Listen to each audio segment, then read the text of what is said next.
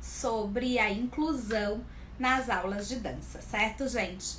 E eu tenho muito assunto para falar, então, ó, já são quase 8 horas, falta um minutinho aí para as 8, pelo menos aqui no meu relógio. Agora, virando 8 horas, a gente começa com a nossa aula, tá? Onde a gente vai falar, então, sobre várias questões aí sobre inclusão.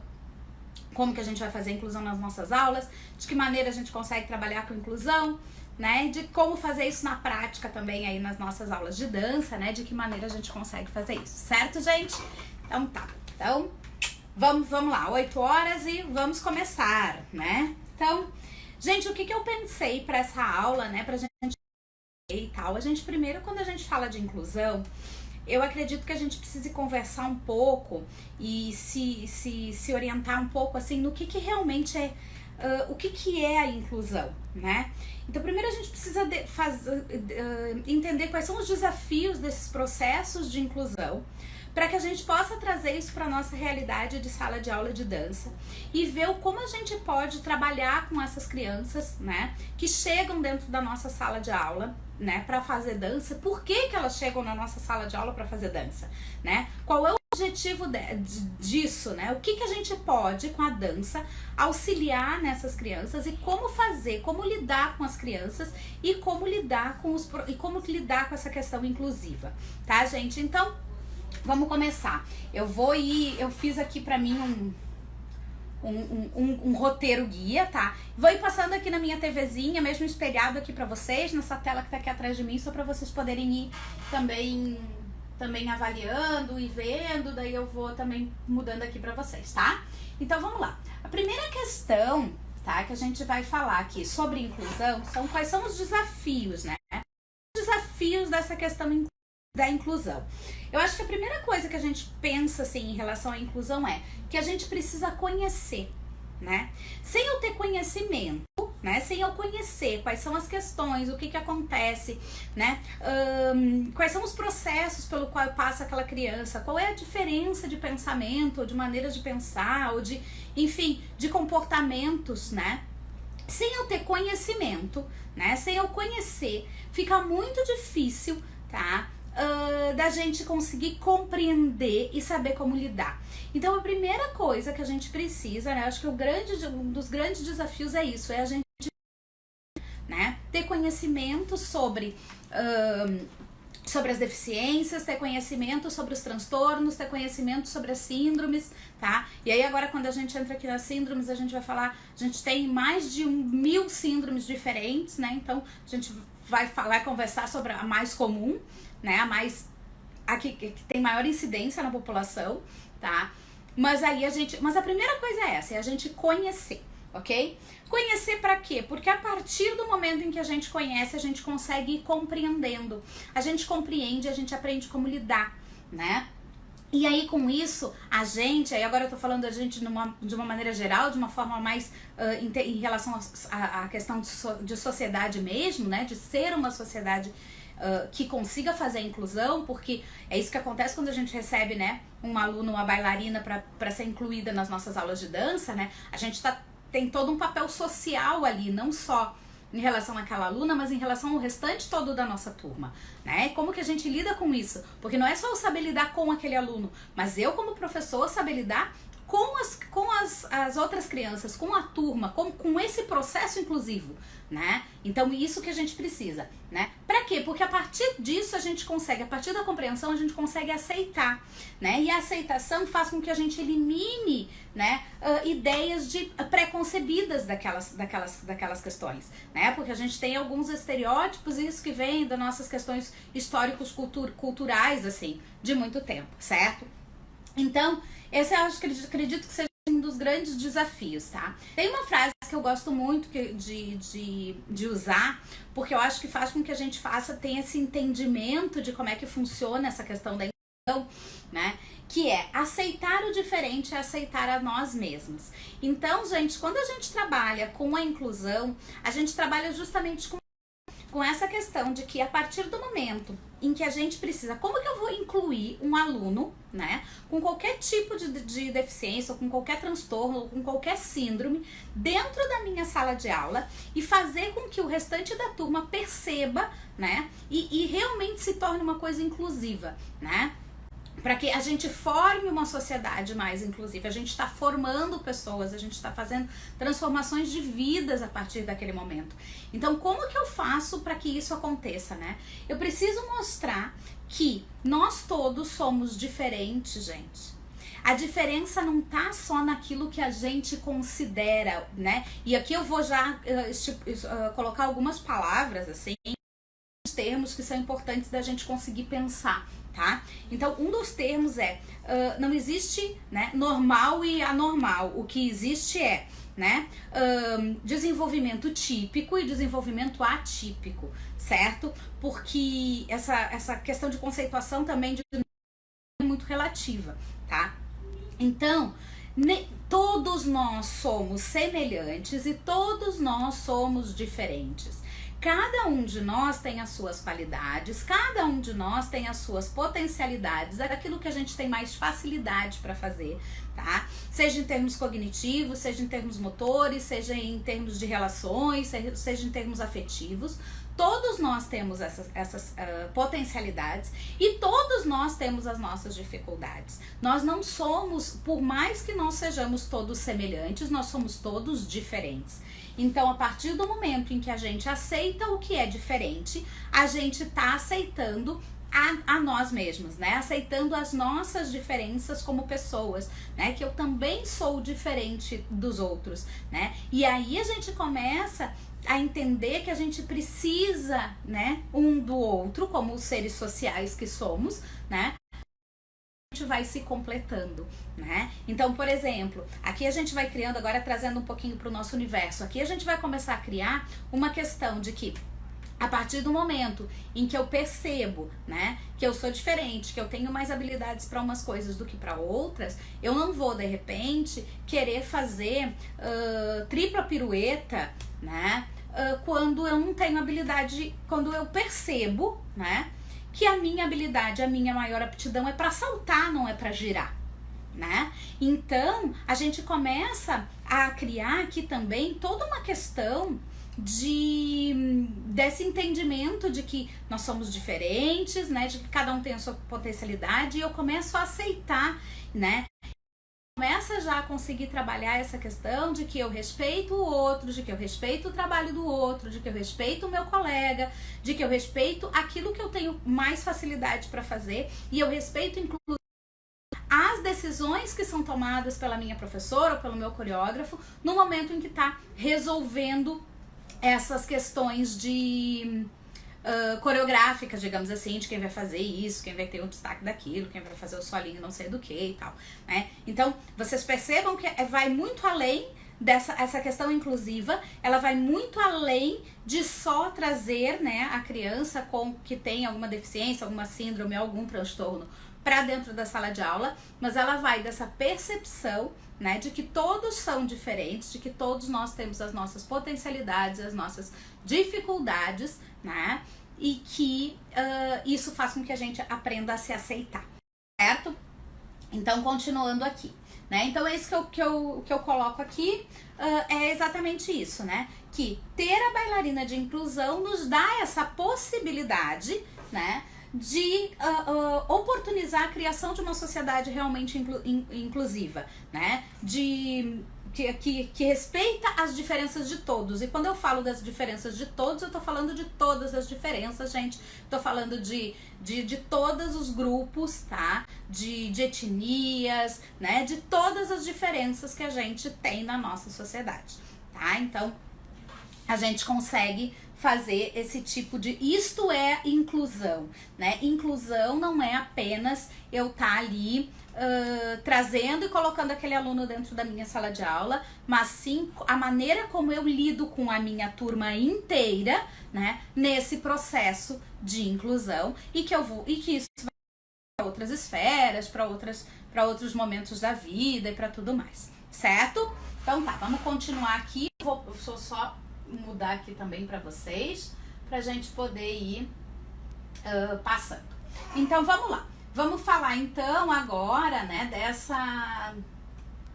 dessa questão aqui do que é, porque se fala muito, né, sobre educação inclusiva e tal, por que que agora as crianças vêm muito mais do que vinham antes, por que que hoje as crianças vêm com muito mais frequência para as nossas turmas do que elas vinham há alguns anos atrás, né? Por que que isso acontece, né? Por que que as crianças chegam na nossa aula hoje com mais frequência do que elas chegavam há 10 ou 15 anos atrás?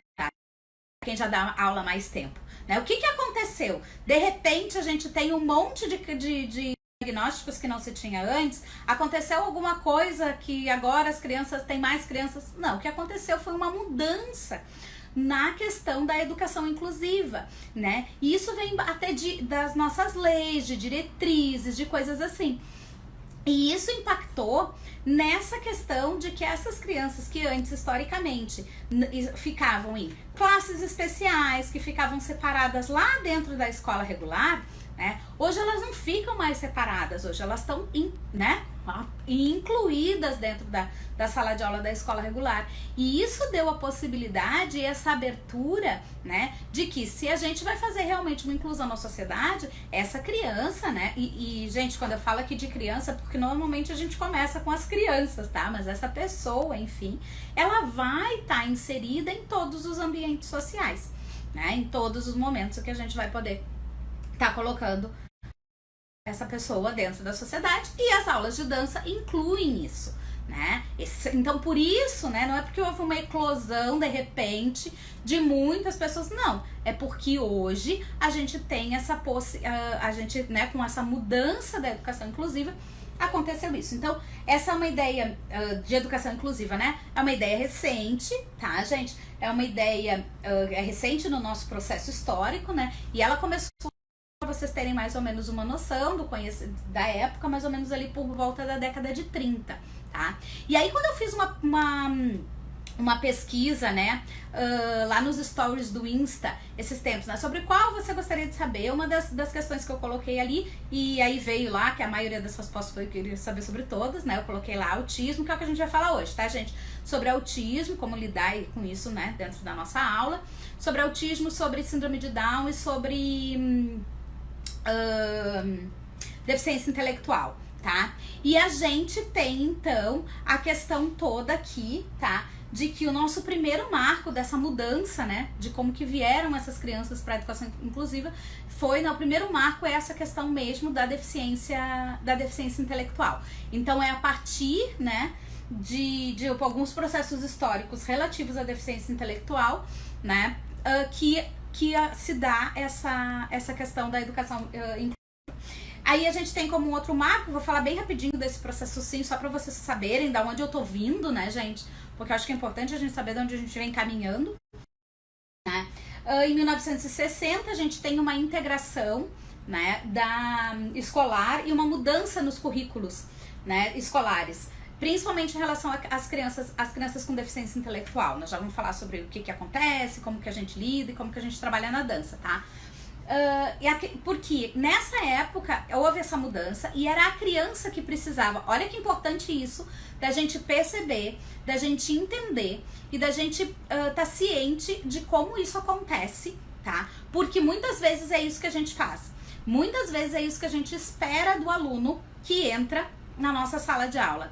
É que a criança, né, tenha que se moldar à nossa aula, que a criança tenha que se moldar ao nosso currículo. Era isso que acontecia em 1960, né? A criança vai precisar aprender habilidades para se moldar dentro dos padrões que eram estabelecidos ali de aprendizagem, né? Então, são criadas as salas, né? A escola especial, justamente para treinar essas crianças para isso, tá? E aí, em 1990, a gente tem um grande marco na nossa história da educação, né? Da história da educação inclusiva, principalmente, que é a Declaração de Salamanca, né, que é onde aparece, né, então pela primeira vez esse termo chamado inclusão. Então vocês veem como isso é recente, gente, 1990, tá? Eu já tava quase começando a dar aula de dança, só pra, né, mas é muito recente, gente, é uma coisa que vem assim, de hoje, sabe? Então, Então é muito recente essa questão, e é por isso que quando a gente recebe assim, a gente tem tanta dúvida, a gente não sabe o que fazer, a gente não sabe como fazer, né? Então, então é por isso que a gente precisa pensar nisso, tá? E aí em 1990, ali quando a gente vem a declaração de Salamanca, né, que vem esse termo inclusão, ele vem convivendo, né? Vem a questão do conviver, né? De que é importante que a criança conviva com outras crianças da mesma faixa etária, né? Que ela conviva com os pares, interagindo com as demais crianças, que essa criança não fique mais excluída naquela escola de educação especial separada, né? Que ela fique junto com as outras crianças, né? Para que haja uma integração social e haja efetivamente uma aprendizagem. Então, para que a criança efetivamente, né, aprenda, gente, isso vem lá de Vygotsky, né?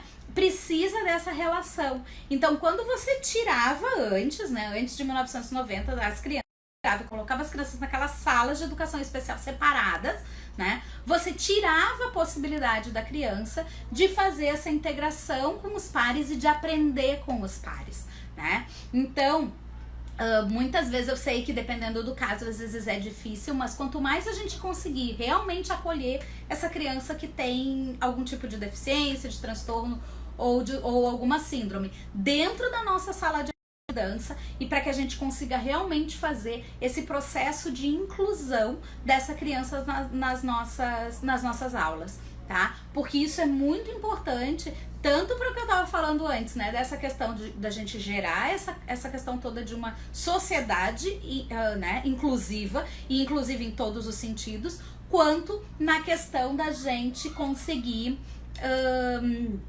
fazer com que essas crianças realmente consigam aprender melhor, mais e melhor com os pares, tá?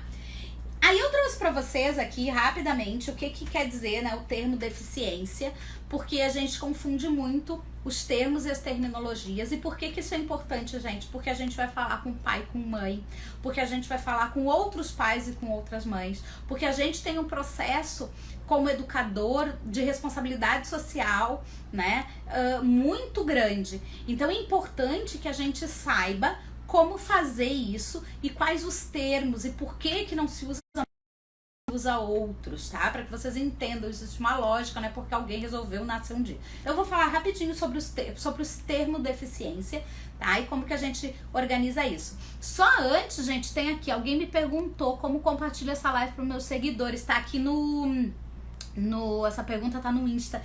Gente, eu não sei, tá? Aqui no Insta eu não sei, mas a live tá acontecendo também lá no Facebook, e lá é só você compartilhar, tá? Mas é uma ótima pergunta, eu vou tentar descobrir. Se alguém souber aí, por favor, me ajude, tá bom?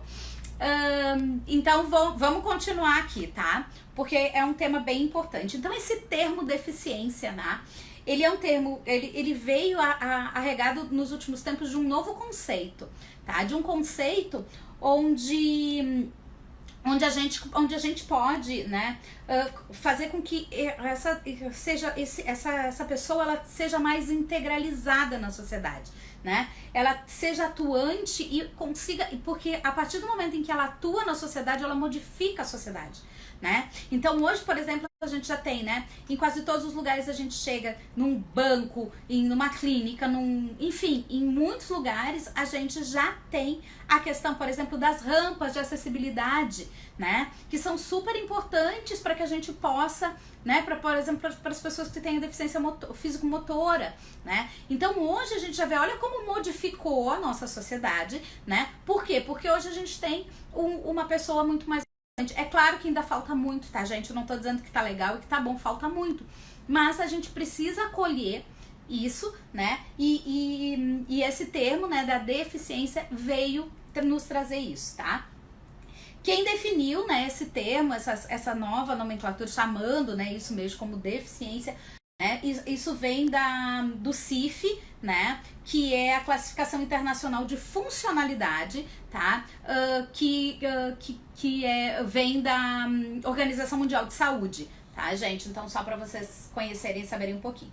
Então, o que a gente precisa hoje? Hoje a gente precisa focar, né? O que a gente faz hoje é focar nas potencialidades desse aluno, né? Então, a gente vai focar nas coisas que ele tem, nos potenciais que ele tem, e não nas deficiências dele, não nas dificuldades dele. Aliás, isso a gente tem que fazer com todos os nossos alunos, né? A gente vai focar primeiramente nas habilidades desse aluno, nas potencialidades desse aluno, tá? E uma coisa que é importante, como a gente como professor, da gente esperar nos nossos processos dentro de sala de aula, é que assim, você, talvez aquela criança que entrou ali para você, que tem uma síndrome, um transtorno ou uma deficiência, ela não vai te dar o mesmo resultado final do que uma outra criança que não tenha, né? Mas o processo pelo qual ela vai passar, os resultados que ela vai te mostrar ao longo do processo, às vezes são muito maiores e muito melhores do que o resultado final. Porque o que para de repente, para uma criança com desenvolvimento típico, a gente não enxergaria como um grande processo evolutivo, numa criança com desenvolvimento atípico, isso é um grande progresso. E o quanto isso ajuda. Então, isso é muito importante, tá? E aí eu trago pra vocês aqui o que eu chamo de a dança nas AVDs, tá, gente? O que são AVDs? AVDs são as atividades de vida diária. Quando um pai e uma mãe, tá, coloca uma criança, tá, pra fazer aula de dança, principalmente crianças que têm, né, alguma deficiência, algum transtorno, alguma síndrome, essas crianças chegam normalmente, tá, para que elas evoluam de alguma forma, né? E o que a gente precisa para essas crianças? Que elas consigam adquirir o máximo de autonomia, né, que elas possam ter durante a sua vida, né? Então, quanto mais autonomia elas conseguirem ter, né, melhor. E o que são as AVDs? São exatamente isso, são as atividades de vida diária, certo? Então, as AVDs são todas aquelas atividades que essas crianças, e que a gente faz todos os dias, coisas que são necessárias, tá? E a dança ajuda muito nessas questões de AVDs, porque, por exemplo, gente, se a gente vai entrar agora daqui a pouco, mas se a gente vai pegar uma criança, por exemplo, que tem síndrome de Down, né? Então, a gente vai ver aqui que a criança que tem síndrome de Down, ela é uma criança que ela é hipotônica, né? Então a tonicidade dela é muito baixa, ela é toda mais molinha. Então ela vai ter muita dificuldade para fazer algumas coisas que são padrões na vida da gente. Por exemplo, se vestir, né? A partir do momento em que eu vou trabalhando a musculatura dessa criança nas nossas aulas de dança, né? Então eu vou fazer exercícios, eu vou fazer lá os braços, eu vou fazer ela colocar a mão no chão, ela caminhar, né, vários já devem saber, né, que eu chamo de montanha, mas cada um tem um nome, né? Estica as pernoquinhas, né? Estica as pernas, coloca as mãozinhas no chão lá e caminha. Ou engatinhar. Eu tô trabalhando essa tonicidade, por exemplo, dos braços que eu preciso para dançar, gente. E isso está sendo feito de uma maneira lúdica, isso está sendo feito de uma maneira gostosa, isso está sendo feito de uma maneira brincada, está sendo feito através de música, que é um estímulo que ajuda muito nas conexões neurais, tá? E das nossas questões de plasticidade cerebral, que ajudam em novas conexões cerebrais, né, em novas sinapses, em criação de conhecimento. Então, eu tô fazendo o que com essa criança? Eu tô estimulando a questão da tonicidade dela, né, que vai ajudar essa criança, por exemplo, a conseguir erguer o braço, a blusa, quando ela precisar vestir a camiseta, tá? Então, eu tenho uma série que através das aulas de dança eu vou fazendo com que essa criança evolua, tá?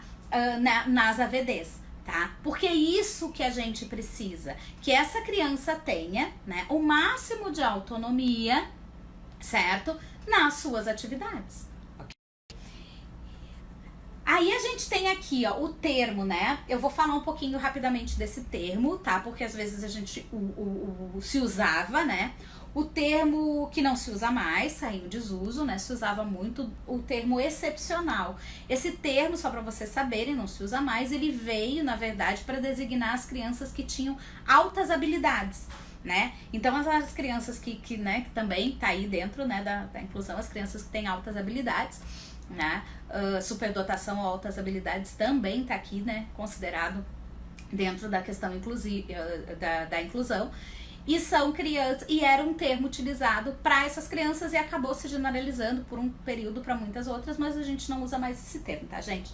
Assim como, assim como o portador de necessidades especiais, né? Também não se usa mais o termo portador. Por quê? Porque entende-se hoje que quando você porta alguma coisa, você pode não portar, né? E na verdade essas deficiências ou transtornos ou síndromes são coisas que são características dessa pessoa, né? Assim como o meu cabelo é assim, tem essa cor, né? Assim como eu sou super baixinha, isso é uma característica minha, certo? Então isso a pessoa não consegue tirar aquilo, né? E portar, né? A gente pode tirar, ter ou não a coisa, né? Então não se usa mais isso, tá? Então a gente usa hoje o termo deficiente, tá? E as deficiências, quando a gente vai falar de deficiência, a gente vai falar de deficiência, a gente tem deficiência intelectual, deficiência visual, deficiência auditiva e a deficiência físico-motora, tá? Para todas elas a gente precisa fazer inclusão e adaptações dentro das nossas aulas, tá? Eu vou falar hoje aqui nessa aula, porque foi o mais pedido, né? Sobre das questões das deficiências, sobre a deficiência intelectual, e vou falar sobre o transtorno do espectro autista e vou falar sobre síndrome de Down, ok? Mas a gente vai, mas numa outra live eu posso falar aí sobre esses outros tipos de deficiência pra vocês, se vocês tiverem interesse, ok? Depois eu faço uma pesquisa aí pra saber, tá bom? Então, o que é importante? Eu vou precisar fazer algumas adaptações das minhas aulas, né? Eu vou precisar fazer algumas adaptações dos meus exercícios, algumas adaptações talvez nos passos, talvez nas atividades que eu vou executar para passar para os meus alunos, para esses alunos que têm algum tipo de deficiência, né, ou de transtorno, ou de síndrome, certo? Dentro daquelas coisas que essa pessoa tem mais dificuldade de fazer. A imagem, acho que vocês, não sei se vocês vão conseguir ver, deixa eu ver se eu consigo jogar ela aqui pra vocês, peraí, olha só, tudo que eu já falei, ó, não sei se vocês conseguem ver um pouquinho como é que ela funciona, mas o que eu vejo aqui, gente, é o seguinte, é que nessa imagem, tá, a gente faz uma adaptação, tá certo? Então vocês estão vendo, o que eu preciso proporcionar? Eu preciso proporcionar que todo mundo consiga chegar nessa mesma janela, certo? Então, eu vou ter que dosar o quanto de suporte ou o quanto de adaptação eu preciso dar para cada um dos meus alunos, tá? E agora, independente de se são alunos de inclusão ou não, para que eles possam chegar e enxergar essa mesma paisagem, né? Então, o quanto eu preciso dar, né? Como que eu vou organizar para que eles cheguem ali, tá? Então, adaptar é isso, certo? Adaptar é eu, de repente, nós vamos falar aqui um pouquinho, né? A criança que tem dificuldade de memória de trabalho, por exemplo, né? A criança autista, ela tem um déficit das funções executivas, tá? E aí, uma das nossas questões de funções executivas tá ligada à nossa memória de trabalho, né? Então, se eu der muitos passos para essa criança, mas ela não consegue, né? Por quê? Porque a memória de trabalho dela, que é a nossa memória ali, que faz esse passo a passo das coisas, tá? Não consegue executar muitas coisas. Então, eu vou precisar fragmentar, talvez, algumas coisas para ela. Então, por exemplo, se eu tenho uma criança que tem essa dificuldade, em vez de um exercício onde eu vou, que tenha, sei lá, 28, tá? Vou ter nesse exercício, vou misturar plié, suplés e vou colocar tandi junto, tá? E élevé, digamos, tá? Digamos que eu quero fazer um exercício que tenha 28, que tem esses 4 elementos, tá? Essa criança não vai conseguir executar, certo? Por quê? Porque é muita coisa. Vocês entendem que é muito processo, né? O que eu posso fazer? Eu posso fragmentar isso. Eu posso fazer um exercício que tenha o plié e suplés e um outro exercício que tenha o tandi e o élevé, né? Então, eu diminuo um pouco. né? E nesse sentido, né? Que a gente vai fazendo algumas adaptações e vai dependendo um pouquinho aí da criança, certo? Vamos continuar. Então vamos falar sobre o autismo, tá, gente? Que foi uma coisa que me perguntaram. Como que eu faço? Hoje a gente tem uma grande quantidade de crianças que chegam pra gente, né, com diagnóstico de TEA, tá?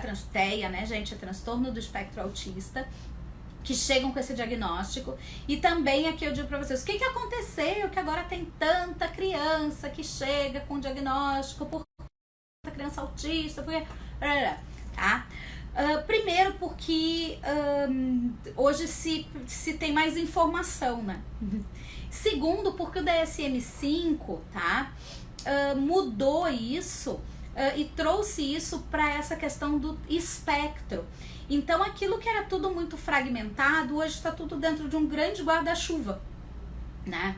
Onde a gente vai ter diferentes, né? E inclusive o que antigamente era chamado de síndrome de Asperger, tá? Que era, digamos assim, que na verdade ele é um grau de autismo super leve, é um grau de autismo que você não tem associado aí nenhum tipo de, não tem deficiência intelectual, você tem todas as funções cognitivas e intelectuais preservadas, né? E às vezes até com um grau de potencialidade muito grande. Isso tudo fez com que parece que tem muito mais, tá?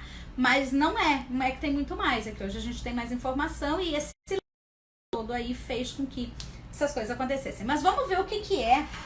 Vou trazer aqui também pra cá, pra gente ver aí, pra vocês também terem aí, o que é o autismo, né? O que vem a ser aí o TEA, tá? Quando a criança que chega pra vocês com diagnóstico, eu hoje não tô falando da gente ver diagnóstico, tá, gente? Da gente ver sinais, tá? Claro que talvez vocês percebam algumas coisas, mas eu tô falando muito mais da questão da criança que já chega com o diagnóstico feito, tá? Só pra vocês entenderem, hoje não se tem mais, antigamente era uma tríade, né? Que se via, que se falava sobre a questão do autismo. Hoje a gente já fala, são dois grupos, né? De características fortes e marcantes que definem isso dessa criança, tá? Então hoje o autismo a gente tem, né, que é prejuízos importantes, né, prejuízos na comunicação e interação social, né, então tanto de eu conseguir me comunicar, quanto de eu conseguir me integrar com as pessoas, certo? Na questão social. E a segunda são os comportamentos repetitivos e interesses restritos, né? Então, normalmente são crianças que apresentam alguns comportamentos repetitivos tipados, né? E crianças que têm interesses muito restritos em determinadas coisas, né? Então, às vezes é uma criança que só fala de uma determinada coisa, ou só assiste uma determinada coisa, né? Ela tem uma fixação, né? Digamos assim, determinada coisa. O que acontece, gente, no autismo, tá? Só pra vocês entenderem, assim, um pouquinho. O que acontece lá dentro do cérebro, tá? Ele é um transtorno do neurodesenvolvimento, tá? Onde a gente tem um funcionamento cerebral diferente. Então, áreas que são ativadas no nosso cérebro quando a gente faz determinadas coisas são menos ativadas no cérebro da pessoa da pessoa autista, tá? Ou áreas que a gente tem menos ativação são muito ativadas nessas crianças. Só que, como é um espectro, gente, diferente de uma síndrome, tá? Ele é um espectro, é um transtorno. Esse funcionamento ele pode acontecer de muitas formas diferentes. E é por isso que às vezes a gente diz: ai, mas a fulana é tão diferente da Beltrana e as duas vieram com um diagnóstico de autismo, né? Por quê? Porque não existe um autista igual a outro autista. E é por isso que se tem tanta dificuldade de saber aonde é que essa mutação, né? Onde é que isso acontece, onde é que vira ali a chave, porque cada um é diferente do outro. Se estuda muito, enfim, tem muitas teorias, hoje a gente tem muitos estudos, a neurociência vem ajudando bastante, né? A questão dos exames de neuroimagem também ajudam muito, a gente já consegue ver muita coisa, mas a gente ainda tem muita dificuldade, tá? Então, a gente vai ter essas questões assim. E aí vocês vão perceber que é uma criança que ela é muito sistemática, ela tem muita dificuldade de mudança, resistência à mudança, e isso vai impactar muito nas nossas aulas, porque a partir do momento em que eu preciso, às vezes, fazer uma mudança de atividade, eu vou ter dificuldade com essa criança na hora que eu tiver que mudar, né? Por quê? Porque principalmente se for uma atividade que ela goste, né, ou que ela se identifique, ela vai ter dificuldade de fazer essa mudança de atividade, tá? E agora como é que a gente pode fazer isso pra não dar essas coisas, tá? Deixa eu só falar um pouquinho pra vocês assim de umas outras características pra gente conhecer um pouquinho e entender. A questão da atenção compartilhada.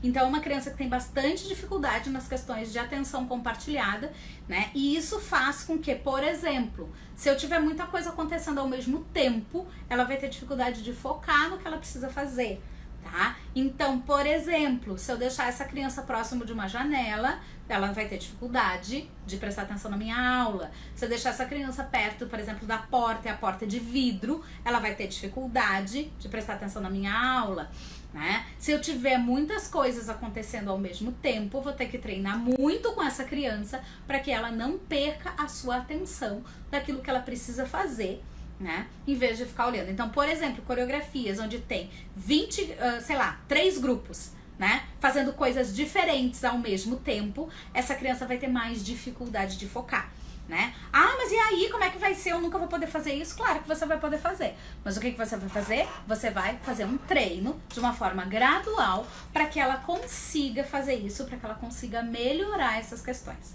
tá? Reciprocidade. A criança tem muita dificuldade de uma reciprocidade com o outro, de se colocar no lugar do outro, né? De ter realmente assim, né? Característica primária, né? Dificuldade de relação social, de integração social. Pouca flexibilidade cognitiva, né? Quando eu tava escrevendo até eu coloquei assim, pouca flexibilidade, aí eu corrigi, cognitiva, né? Porque não é que ela não tenha flexibilidade motora, não é isso. Gente, ela tem pouca flexibilidade cognitiva, tá? Por que ela tem, né? Então, o que é isso? É justamente essa rigidez de pensamento, né? Então, por exemplo, se eu ensinar para uma criança a fazer, né, uma criança com autismo, né, uma criança autista, né, a fazer um Grand GT, e eu ensinar para ela que esse Grand GT, ele é por Grand Batumã, e aí, num dado momento, eu quiser ensinar para ela que esse mesmo Grand GT pode ser feito por Développé, ela vai ter muita dificuldade de entender que eu posso fazer a mesma coisa de formas diferentes. Por quê? Porque ela tem pouca flexibilidade cognitiva, né? Então, eu poder fazer a mesma coisa de formas diferentes, tá? Dá uma desestruturada nessa criança. Então, eu vou ter que ir trabalhando com essa flexibilidade cognitiva e desenvolvendo. E normalmente, gente, as crianças que vêm com esse tipo de diagnóstico pra gente, tá? São crianças, né? Quando elas já chegam assim com o diagnóstico, são crianças que chegam pra gente dizendo que tem todo um aparato terapêutico junto, tá? Então, isso tudo que eu tô dizendo pra vocês, a gente vai dar uma mão, certo? A gente vai ter os manejos para lidar com isso dentro da nossa sala de aula. Mas tudo isso vem sendo trabalhado pelos terapeutas, vem sendo trabalhado por quem vem acompanhando essa criança nas intervenções, né? Por quê? Porque existe toda uma rede de suporte que essa criança precisa ter para que ela possa se desenvolver da melhor maneira possível. Não é para que ela seja, entre aspas, normalizada. Porque lembram que eu falei lá no começo da aula? Não é mais isso. Hoje não é a criança que tem que se adequar a gente, né? Mas para que ela consiga ter autonomia, o grau maior de autonomia que a gente conseguir fornecer para essa criança, né? Para que ela possa se desenvolver, para que ela possa, né, dentro das possibilidades dela, ganhar essa mais qualidade de vida, porque é isso que a gente procura, certo? Então, é uma criança que prefere objetos a pessoas, né? Uma maneira de você conquistar, às vezes, num processo de adaptação, é você ter coisas concretas na sua sala de aula. Isso não serve só lá para criança bem pequena, quando eu falo lá nas adaptações, quem já me ouviu falar sabe como eu gosto do concreto, porque criança pequena tem dificuldade com abstração, mas aqui a gente vai ter uma criança que tem muito mais dificuldade com isso. E ela se interessa muito mais por objetos do que por pessoas. Então você, por exemplo, chegar na porta da sua sala, se abaixar para falar com a criança, né? e dizer pra ela que, olha, vamos lá, porque tem as amiguinhas, isso não vai surtir o menor efeito pra ela. Mas se você trouxer, de repente, um objeto, talvez aquilo faça com que ela entre na sua sala de aula, porque ela tem mais interesse por objetos do que por pessoas. Isso não quer dizer que eu não vou propiciar momentos que ela faça integração social. Eu vou propiciar momentos que ela faça integração social, sim. É uma preferência, gente, não é uma questão de... Aí ela vive no mundo dela, tirem isso da cabeça, tá? Tirem isso, porque ela vive em outro mundo. Não, ela vive no mesmo mundo que a gente, certo? Ela enxerga as mesmas coisas que a gente enxerga, só que o funcionamento cerebral dela é um pouquinho diferente, ok? Provavelmente ela vai apresentar problemas de sensibilidade, gente. Então, isso é importante pra gente. Sensibilidade auditiva, tá? Normalmente as crianças que têm TEA têm alguma sensibilidade auditiva. É uma das únicas, dos únicos transtornos e tal, que faz com que as crianças façam isso. Coloquem as mãos nos ouvidos quando escutam barulhos muito altos, tá? Então, coisas como estrondos, trovão, enfim, tá? E elas escutam, assim, coisas que a gente não tá ouvindo, elas estão ouvindo, certo? Então é importante que a gente tenha algumas técnicas. Então, por exemplo, mas e aí, como é que eu vou fazer? Eu trabalho com música, a música é alta. A gente vai acostumando, a criança vai acostumando, gente. A criança vai aprendendo, aos pouquinhos, a gerenciar essas questões sensoriais dela, tá? Então, você vai ver que aos poucos elas vão encontrando recursos para isso. E se você vai fazendo uma coisa gradual, por exemplo, vai chegar lá no espetáculo no final do ano, você vai ter um som super alto no teatro, né? Aí essa criança não vai se apresentar? Claro que não! Ela vai, né? Claro que não foi um modo de dizer, né, gente? Ela vai se apresentar, né? Ela vai, se ela quiser, se a gente puder fazer um trabalho, se isso for uma coisa bacana, se a família topar, se a gente fizer um processo para que ela possa ir pro palco se apresentar, ela vai. Ok? E também vai ser um processo, né? Mas eu vou fazer um trabalho para que quando ela chegue lá no final do ano, ela esteja, ela consiga lidar com aquele som alto, né? Ela consiga se regular com aquele som e aquilo não seja uma coisa incomodativa ao ponto de doer no ouvido dela, tá?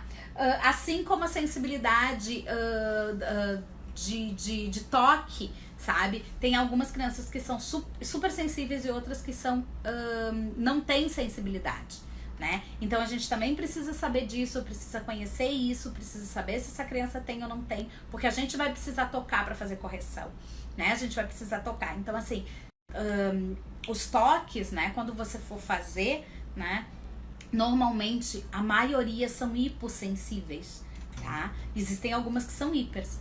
Então você vai precisar conversar aí com essa mãe pra saber disso, tá bom? Porque às vezes mãe esquece de dizer essas coisas, sabe? Tem mãe que é ligada, tem mãe que não é. Ainda mais mãe que às vezes recém recebeu o diagnóstico, elas estão bem perdidas, tá? Não responde ao nome, né? Então são crianças que às vezes você chama ela pelo nome, ela não responde pra você, tá? Você precisa ir lá, você precisa chegar pertinho, você vai precisar entrar no campo visual dela, tá? Porque elas têm dificuldade de contato visual também, gente. Elas não apresentam, né? Ela vai olhar no seu olho e vai fugir, tá? Ou ela não vai nem olhar no seu olho, certo? Mas você tem que tentar entrar no contato visual. Eu uso uma técnica que eu acho que ajuda muito, né? Depois que a gente faz um trabalho de consciência, que você já sabe que a criança sabe onde é que é, né? A cabeça, onde são as partes do corpo, né? Que aqui são os olhos, a boca, o nariz e tal. Tem aquelas musiquinhas, né?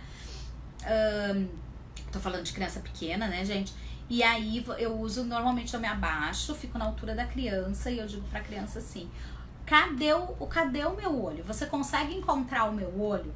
E aí a criança procura, às vezes ela aponta assim com o dedo, coloca o dedo no meu olho, e aí normalmente ela consegue trazer o olhar pro meu olho, tá? Quando eu pergunto pra ela, mas onde é que tá o meu olho? Você consegue achar o meu olho pra mim?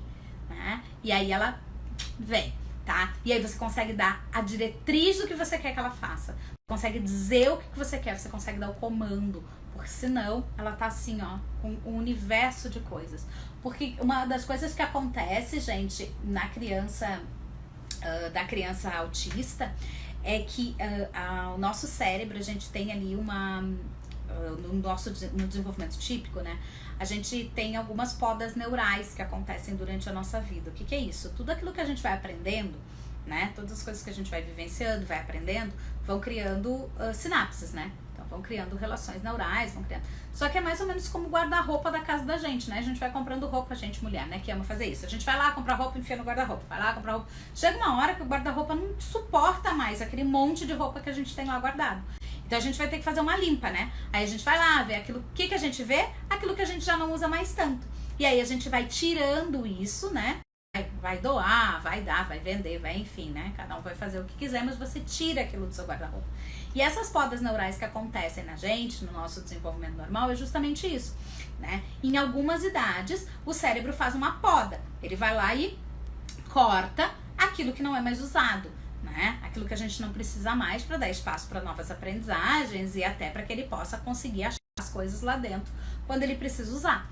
O que acontece é que essas podas neurais na criança autista, ela não acontece. Então vocês imaginem que tem lá um turbilhão de coisas e de conexões e flutuando todas ao mesmo tempo, né? E aí, com mais essa dificuldade de disfunção executiva que a gente vai ver agora, vai dando isso. Então, os movimentos do corpo, então é comum que essas crianças, às vezes, elas usam isso, às vezes elas se balançam, às vezes elas mexem as mãos, às vezes elas fazem assim, uns flaps com as mãos. Todas essas movimentações corporais normalmente são buscas de regulação sensorial, tá? Então a gente tem que ver até onde isso realmente atrapalha. E quando a gente consegue trazer a regulação sensorial dessa criança por outras vias, ela não precisa mais usar esse tipo de regulação sensorial, né? Ela tem atraso nas habilidades motoras, tá? Uma criança que normalmente vai apresentar o atraso nas habilidades motoras, e aí é importante a gente saber disso, né? É uma criança que que vai ter mais dificuldade, tem bastante dificuldade com as praxias finas, tá? Bastante mesmo, gente, tá? Então, todos os exercícios que vocês puderem fazer, ó, de dedinhos, tá? Pra trabalhar, vocês vão ver que elas têm dificuldade, isso vai ajudar bastante, dificuldade nessas questões motoras menores, então vai ter dificuldade para fazer a dissociação do pé, ó, da meia ponta e do flex, tá? Vocês vão ver que elas vão ter mais dificuldade disso, então trabalhem mais isso. Por quê? Porque lembram, o cérebro também generaliza para todos, tá? As aprendizagens. Então, quando eu trabalho isso lá no meu pé, isso eu vou aprendendo a controlar, meu cérebro aprende a controlar musculaturas pequenas, tá? E aí eu consigo trazer isso aqui para as minhas mãos, então isso vai ajudar bastante. Se tem dificuldade de imitação, tá? Então, gente, olha só que importante que é. Uma criança que chega pra gente, uma criança autista que chega pra gente, ela tem dificuldade, normalmente tem dificuldade de imitação. O que eles apresentam, às vezes, de ficar falando as falas dos desenhos ou da televisão, chega a criança, às vezes, dando uma propaganda inteira pra gente da TV, tá? Por quê? Isso é ecolalia. Isso é, eu tô repetindo, mas aquilo não tem sentido naquele contexto. É só uma estereotipia, tá? É só uma repetição nesse sentido estereotipado. Não a nossa imitação, né? Que é essa imitação saudável que faz com que a gente aprenda, né? Então a gente aprende muito com os nossos pares através da imitação.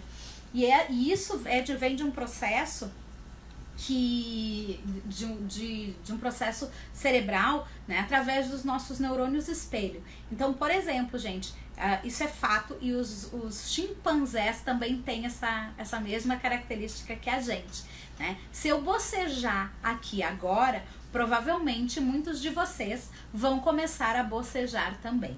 Se eu desatar a rir do nada aqui agora, de vocês vão começar a rir e dar gargalhadas comigo também. Por quê? Porque isso é um comportamento social, né? E os nossos neurônios espelhos, né? Por isso neurônio espelho, ele percebe isso e faz com que a gente tenha esse mesmo comportamento, tá? E essas crianças têm dificuldade de imitação porque elas têm uma dificuldade, né? Os neurônios espelho delas não funcionam exatamente como os nossos. Então ela tem dificuldade de imitar. E a imitação é um dos primeiros processos que a gente tem para aprendizagem. A gente não aprende nada se a gente não consegue imitar. É quase que um requisito básico, tá? Isso vem desde o nosso processo de aquisição de fala. Se eu não falo, né? Se eu não consigo falar, né? Se eu não consigo imitar, eu não consigo falar. Por quê? Porque eu vejo a minha mãe falando, eu olho como que ela movimenta a sua boca. A partir do momento em que eu vejo como ela movimenta a sua boca, eu vou fazer essa mesma função motora, né? E aí eu vou ouvir o som e vou reproduzir com o motor da minha boca, né? Com todo o meu aparelho fonoarticulatório, essa mesma... E aí, então, vocês entendem que às vezes essas crianças chegam sem falar porque elas têm dificuldade, a dificuldade básica delas é de imitação. E o quanto as aulas de dança são importantes nesse quesito. Por quê? Porque eu faço um movimento, eu, professora, faço um movimento e você precisa fazer o mesmo movimento que eu. Você precisa me imitar. Ah, mas se a criança tem dificuldade de imitação e ela não imita, como é que ela vai me imitar? Ela não vai conseguir fazer. Aí eu posso modelar. E como que eu modelo uma movimentação?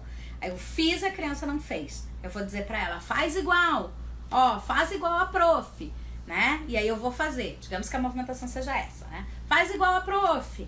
Ela não fez, eu vou modelar. Eu vou chegar atrás da criança, eu vou dizer pra ela que eu vou fazer. A prof vai te ajudar a fazer. Eu vou chegar por trás da criança, eu vou pegar o bracinho dela, eu vou subir o braço dela, eu vou descer o braço, eu vou fazer todo o movimento que tem que fazer com o braço, digamos, tá? Eu vou fazer com ela, eu tô dando modelo, tá? Gente, isso eu tô falando de uma criança com muita dificuldade, tá? Agora, uma criança que já chega com um pouco menos de dificuldade, ela já vai conseguir imitar você. Só que imitação é um treino. E a partir do momento em que eu treino, imitar, né, fazer as coisas iguais aqui, eu vou generalizando isso para outros momentos da minha vida, certo? Isso acontece com elas também.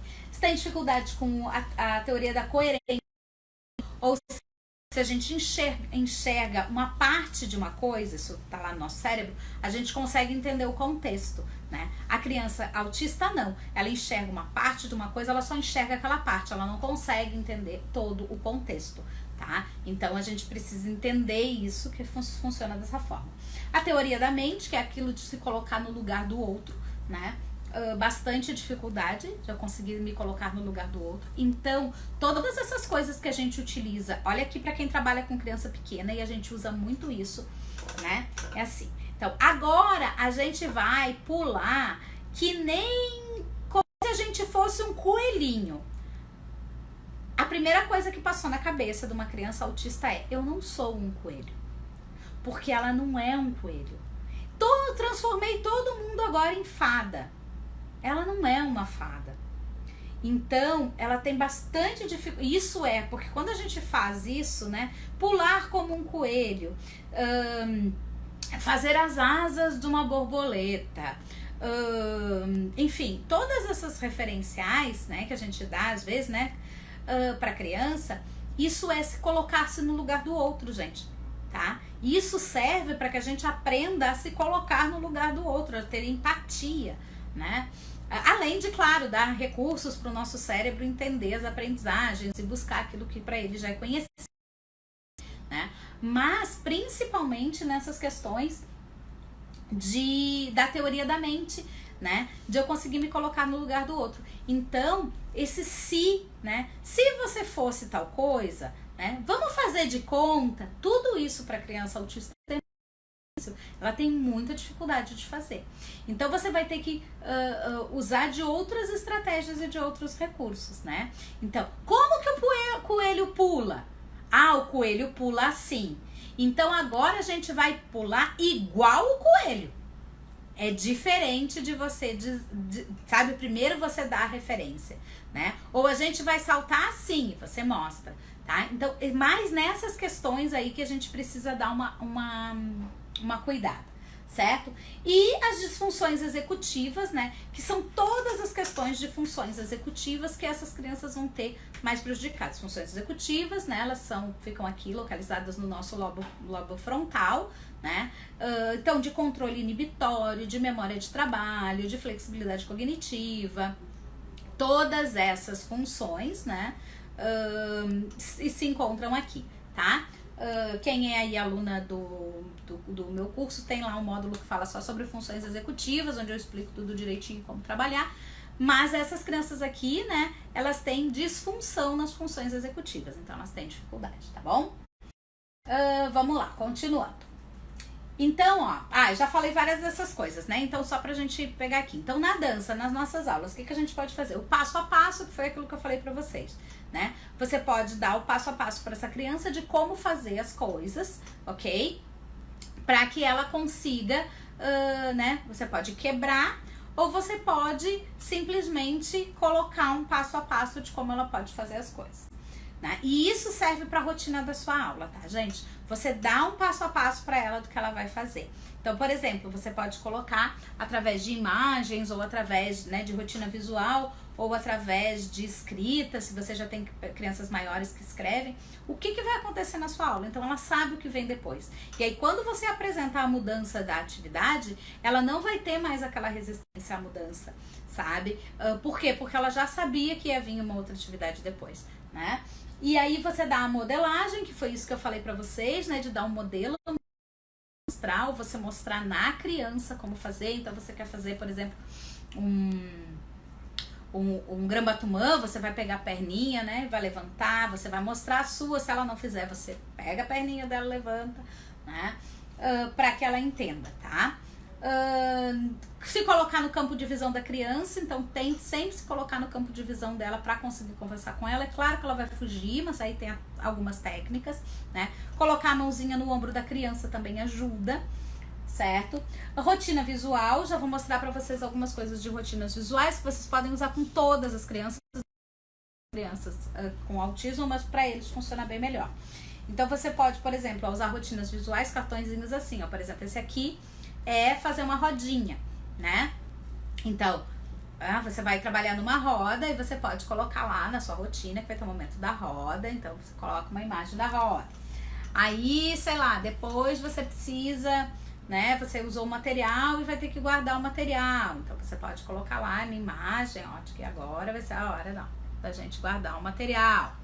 Aí depois, por exemplo, vai ter a apresentação, né? E você pode ter até um calendário, né, onde você coloca a apresentação lá longe para ela saber que vai indo. Aí você pode ir riscando, bem visual. Você prepara essa criança antes, ó, vai ter a apresentação. Então você tá vendo? Ela já sabe que ela vai estar em cima de um palco, ela já visualizou isso.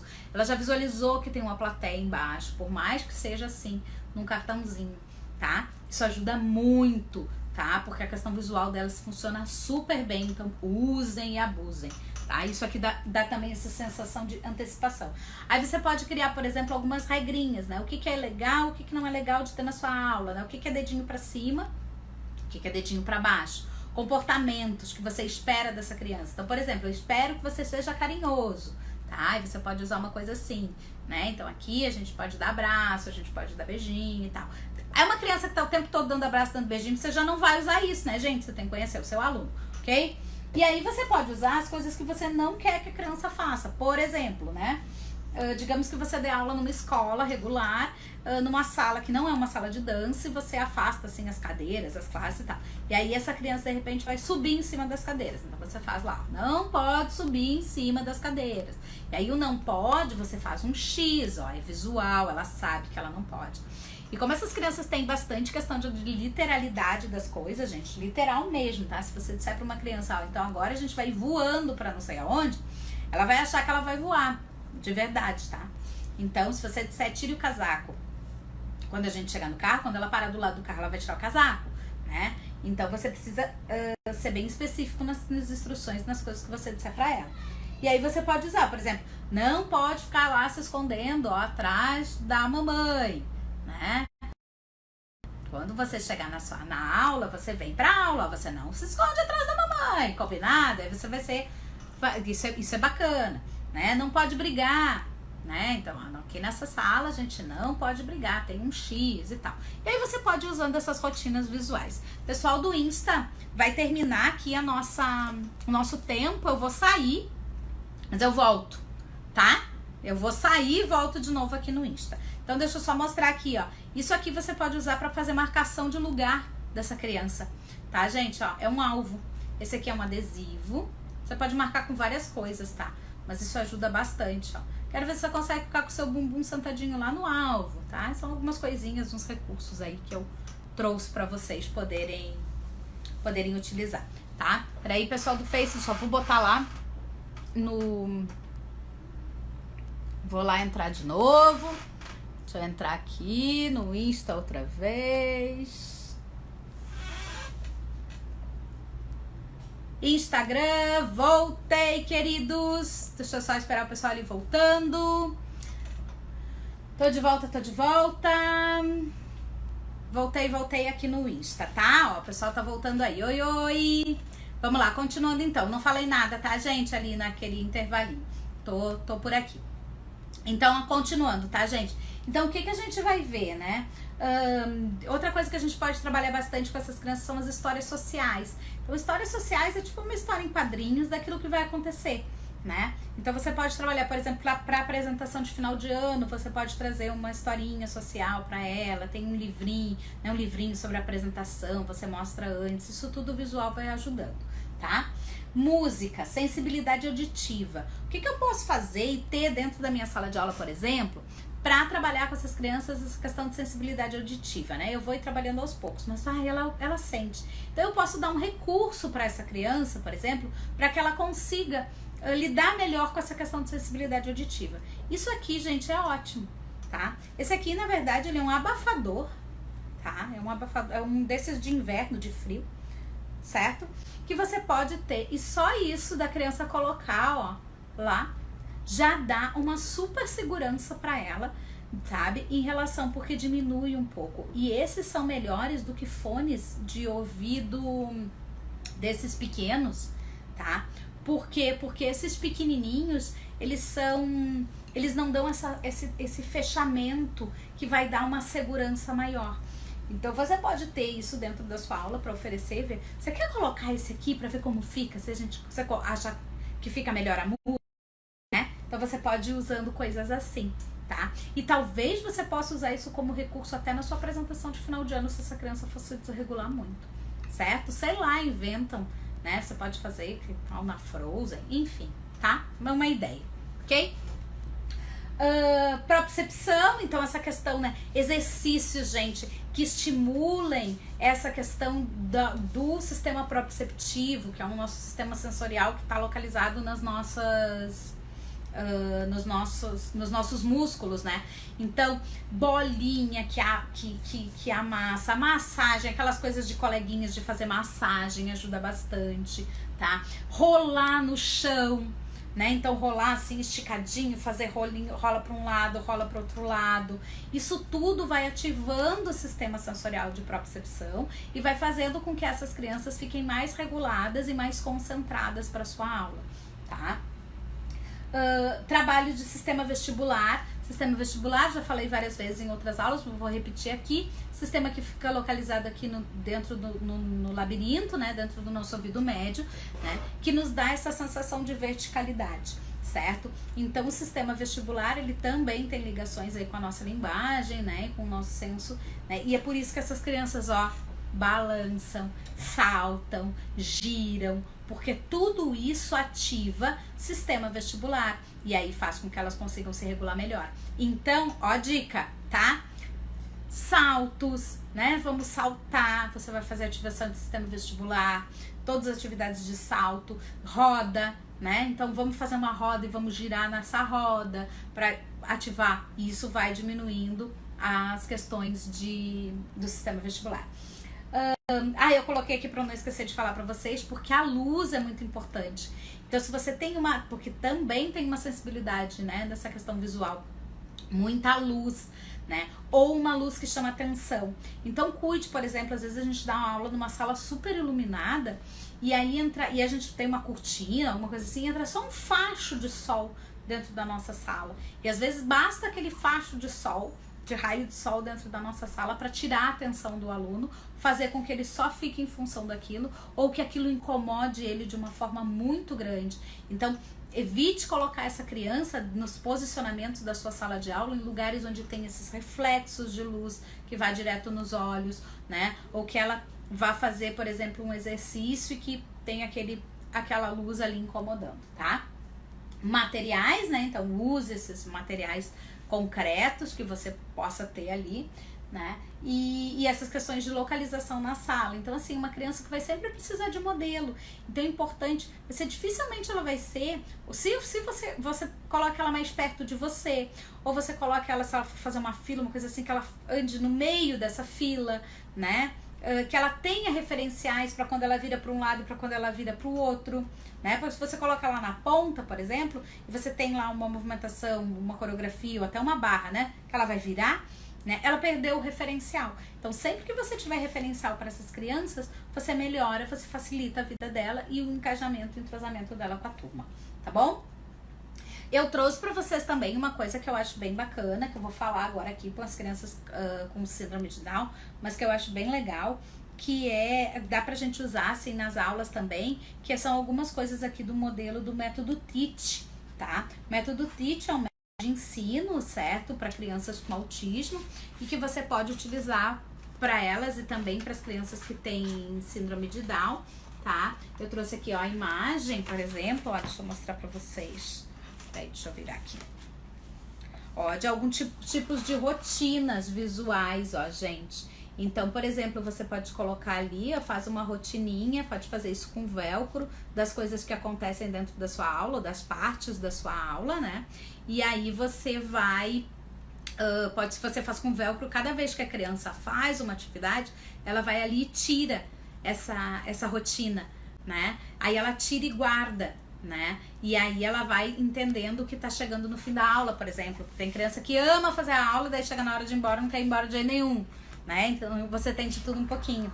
E aí aqui, ó, que eu tinha posto aqui pra vocês, deixa eu ver se eu encontro de novo, ó, que é do acabou, né? Então você tem lá, ó, uma questão, ó, você tá vendo, ó, aqui você tem ele completo, aqui você vai tirando e quando fica vazio acabou. Ou você pode ter também um envelopinho que ela vai colocando as cartinhas quando acaba as partes da sua aula, né? Então, às vezes esses recursos do método TEACH são legal, tá, gente? Tem esse livro aqui, ó, que é super bom, da Viviane Leon, tá bom? Continuando então, vamos chegar aqui, gente, vou ter que correr. Vamos chegar aqui na síndrome de Down, né? E o que a gente pode, como é que são, né, essas questões e o que a gente pode trabalhar, tá bom? Todas aquelas coisas que vocês puderem trabalhar com essas crianças de funções executivas, trabalhem, tá, gente? Exercícios de controle inibitório, então estátua, né? E quando eu falo da estátua, gente, eu já falei várias vezes isso, né? Dessa atividade de estátua para trabalhar com as crianças pequenas, para trabalhar controle inibitório nas aulas. Eu digo assim, ó, usem o momento. Não é assim, dança livre, fica aí e se joga no chão. Não, ela tem que ter objetivo, você tem que saber o que você tá fazendo e por que você tá fazendo. Então, por exemplo, se você colocou a música, eu quero que vocês andem agora pela sala como um soldadinho, né? Então você pode fazer lá os retirês, por exemplo, né? Enquanto elas estão caminhando de retirês pela sala, né? Como se fosse um soldadinho. Quando a música parar, vocês têm que parar exatamente como vocês estavam. E você já está trabalhando equilíbrio, você já está trabalhando... E essa questão do controle inibitório, que é quando a música para, eu preciso parar o meu movimento. Isso é trabalho de controle inibitório, tá, gente? Então, essas são coisas importantes e você pode ir trabalhando os seus movimentos de aula. Ou você pode fazer com que elas façam determinada atividade e quando a música parar, vocês têm que fazer uma pose com determinada parte do corpo no chão, né? Ou uma pose que tenha trabalhando os níveis, né? Enfim, tá? Mas você dá os referenciais. Mas é bem importante trabalhar essas questões de funções executivas lá com as crianças com autismo, tá bom? Vamos lá, síndrome de Down. Síndrome, eu vou passar aqui também pra vocês. Pera aí, gente, deixa eu vir pra cá, que eu já... Vou tentar ser rápida. Tudo isso aí. Voltando lá. Vamos lá, síndrome de Down. O que acontece, gente, aqui com as crianças, né, que tem síndrome de Down? O que é uma síndrome? Em primeiro lugar, vamos falar sobre o que é uma síndrome, tá? A síndrome é um conjunto de sinais e sintomas físicos, comportamentais e hormonais que se repetem de uma forma patológica, formando um padrão, né? Então, e aí, não, padrão clínico, e isso configura-se numa síndrome, tá? Diferença do transtorno, tá? Da deficiência e da síndrome, ok? O que acontece aqui, tá? Na síndrome de Down, ela é uma, como eu falei lá no início da nossa aula hoje, existem mais de 1000 síndromes, né? Existem muitas síndromes, mas a síndrome de Down é a síndrome mais comum, tá?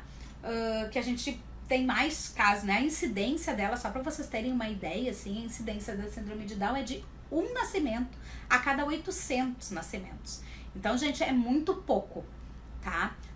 É muito pouco. É muito alto o índice, tá? Por isso que é uma das mais comuns, certo?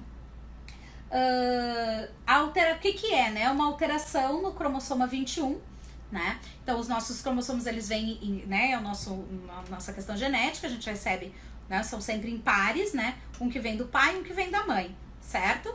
A genética, um com a genética do pai e um com a genética da mãe, e vão se juntando de 2 em 2. E quando chega no 21, né? Os parzinhos, quando chega no 21, ele recebe um a mais. Em vez dele ter 2, né? 2 pernoquinhas, ele tem 3, certo? E aí, né?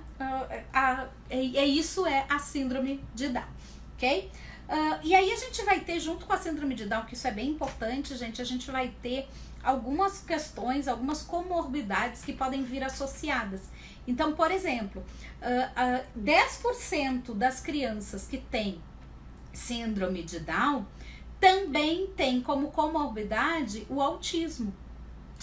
Então, às vezes a gente diz assim, mas essa criança, ela é, sei lá, ela é agressiva, ou ela não para, ou ela não sei o quê. E isso, na verdade, não vem da síndrome de Down, isso vem de uma comorbidade que ela tem, tá? Então, 10% dessas crianças podem ter também autismo, ok? Podem também serem hiperativas, tá? Podem ter, né, hiperatividade, podem apresentar TDAH, tá? E aí uma questão assim bem importante, né? Elas apresentam uma deficiência intelectual, só que em graus diferentes. Você vai ter crianças que vão ter uma deficiência intelectual muito grande, tá? E você, né, com síndrome de Down, e umas crianças que vão ter deficiência intelectual muito pequena. E é por isso que às vezes a gente vê crianças, né, com síndrome de Down aí se formando em faculdade, né, conseguindo uma série de coisas, e a gente diz, nossa, né, como essa criança chegou longe, como essa pessoa, né, foi longe, tá? Por quê? Porque o grau de deficiência intelectual dela é muito pequeno, certo? Então a gente vai ter que também conhecer aí esse nosso aluno, tá? Normalmente, né, alguns, né, é comum que apresentem alguma alteração cardíaca, tá? Então é importante que a gente é importante que a gente saiba isso. Por quê? Porque a gente trabalha com uma atividade física, né? Onde a gente, em alguns momentos, vai fazer uma elevação aí dessa frequência cardíaca. Então, é importante a gente saber se essa criança que chega pra gente né? Essa criança que chega pra gente com síndrome de Down, se ela tem alguma alteração cardíaca, tá? Aí a gente tem, né, a característica, né, da face, né, típica, que vocês, né, a gente tem, né, que são os olhos amendoados, enfim. Elas normalmente apresentam distúrbios de tireoide, né, então são crianças que têm hipotireoidismo, tá? Essa questão aqui agora é bem importante, são crianças que apresentam uma imunodeficiência. Então, às vezes, uma gripe, uma pneumonia, uma coisa que é pequena, nelas pode se transformar numa coisa muito grande. Então, é importante aqui, ó, importante para todo mundo, né, gente, em saúde, mas principalmente quando você tem uma criança com síndrome de Down dentro da sua sala, né, que você oprime mais pela higiene, né, utilize aí principalmente no inverno, álcool gel, a gente fica dentro de um ambiente fechado e todas essas coisas aí de você cuidar e você entender que talvez essa criança, ela só estava gripada, mas ela faltou a sua aula por 30 dias, tá? Provavelmente é porque nela uma gripe não é só uma gripe, né? Essa gripe, para se transformar numa infecção séria, ela é muito mais fácil, né, do que numa criança de desenvolvimento típico, ok? E agora a parte mais importante pra gente, né, que é a questão da hipotonia. Então é uma criança, né, que vai apresentar movimentos mais lentos, né, a musculatura dela, né, é tudo mais amolecido, é tudo mais molinho, né. Ela vai ter também dificuldade de equilíbrio, tá? e bastante dificuldade da questão de coordenação motora. Então, assim, ó, percebam o quanto nós, professores de dança, podemos auxiliar na qualidade de vida dessas crianças. Por quê? Porque a gente vai trabalhar e vai desenvolver todas essas questões, né? A gente vai trabalhar a partir dos nossos movimentos, das nossas questões, a gente vai trabalhar essa questão do tônus muscular, a gente vai trabalhar essa questão de agilidade também, né, para que o movimento aconteça com um pouco mais de firmeza e de destreza. A gente vai desenvolver equilíbrio e a gente vai trabalhar a coordenação motora. Então, a gente vai auxiliar com que essa criança desenvolva uma praxia, tá? De uma forma, né, gente, em alguma aula aí que eu dei, eu falei, né, o que é praxia, quando você pensa, planeja e executa um movimento. E você precisa pensar, planejar e executar um movimento para você fazer qualquer ação na sua vida cotidiana, né? Então, a partir do momento em que eu estou dançando, né, eu penso, ó, eu vou fazer um braço de... Vou subir meu braço, vou fazer um braço de primeira posição, tá? Vou fazer primeira porque primeira em todas as escolas é primeira. Então, vou fazer um braço de primeira posição. Eu penso, aí eu planejo. Quanto de força eu tenho que colocar nesse movimento? Qual é a forma desse movimento? Né? E depois eu executo. Então, tudo isso aconteceu no meu cérebro antes de eu fazer a execução desse movimento.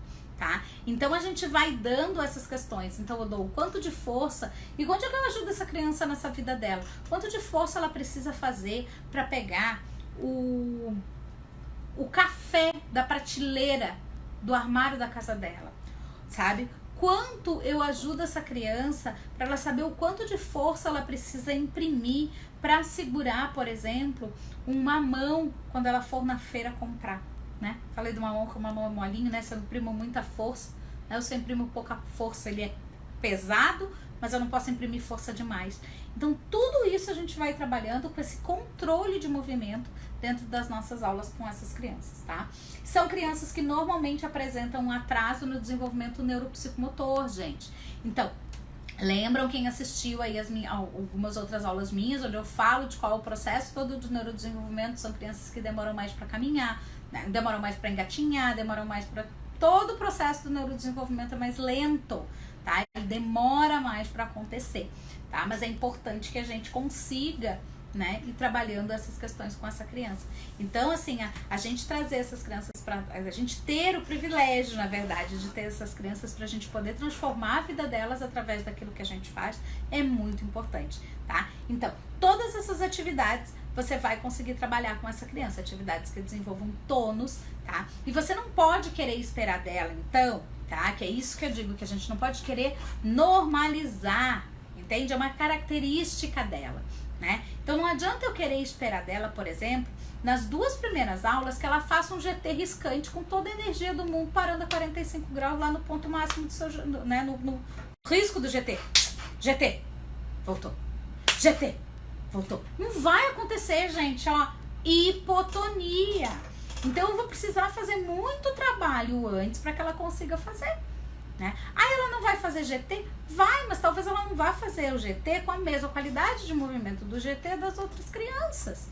Entendem isso o que eu quero dizer? E você também precisa entender que você precisa esperar essas questões dela, tá? E aí o que você consegue, né? Como é que a gente pode trabalhar as melhores coisas pra gente trabalhar com essa criança? É aquilo, nas rotinas, utiliza essas rotinas, as mesmas rotinas que a gente viu ali nas crianças com autismo, né? Nas crianças autistas. Trabalhem essas questões todas que vão ajudar elas nas AVDs e pode também, né, utilizar essas questões do método TEACH, tá? Que a gente falou ali antes, certo? Vamos entrar então agora na deficiência intelectual. E antes eu quero falar uma coisa aqui da síndrome de Down, importante, tá? Lembra que eu falei pra vocês que uma das características aqui que a gente tem, que são bem relevantes pra gente, é a questão da hipotonia, né? Então, quando eu tenho um músculo, né? Quando eu tenho essa musculatura hipotônica, eu tenho musculatura hipotônica em todo o meu corpo.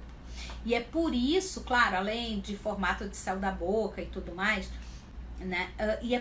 Mas essa é uma também das características do porquê que essas crianças têm dificuldade de fala, tá? Por que ela tem dificuldade para fala? Porque essa musculatura aqui é hipotônica também, não tem tonicidade, então ela tem dificuldade de produzir a fala, tá?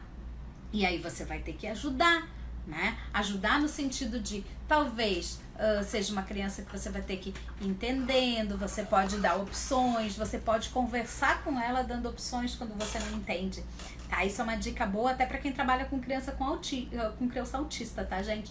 É você dar as opções, né? Então, por exemplo, você quer saber se ela quer fazer xixi, né? Você não pergunta o que você quer, você pergunta, você quer fazer xixi?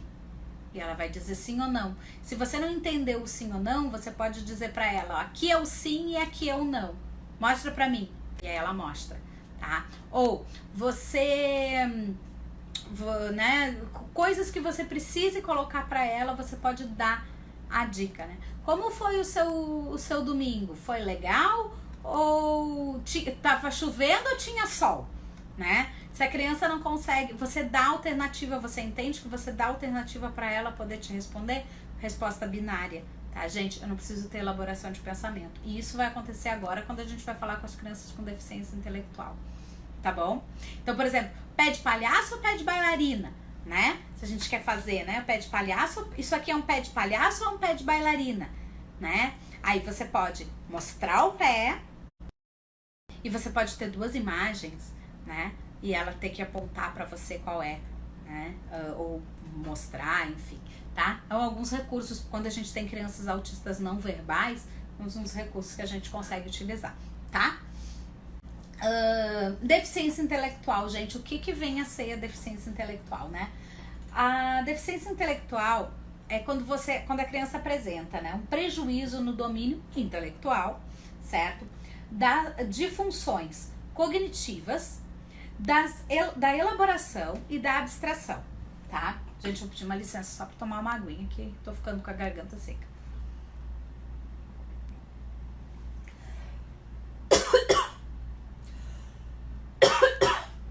Desculpa. Continua. Então, na deficiência intelectual, essas crianças, né, então vão ter esse prejuízo nesse domínio intelectual, mas não só nele, tá? Das funções cognitivas, ou seja, de todos os processos, né? As funções cognitivas são aquelas que fazem com que a gente aprenda. Na elaboração das coisas, tá? E na abstração. Vejam que importante isso, né? Porque a abstração é quando eu não vejo, né, gente? E quando eu não vejo, eu só preciso abstrair, e isso é muito difícil para essas crianças, ok? Mas a gente vai ter também prejuízo nas funções adaptativas. O que vem ser isso, tá, gente? Vamos lá. Perdão.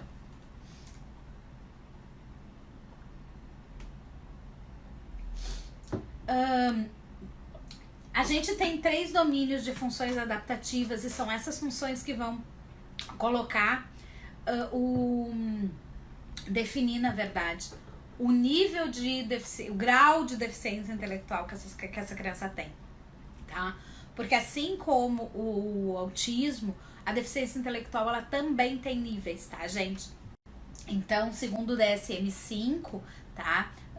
Lá a gente tem para deficiência intelectual 4 níveis, certo? E quem vai definir isso não são os prejuízos das funções das funções intelectuais, na verdade. São os prejuízos nas funções adaptativas, tá? E o que são essas funções adaptativas?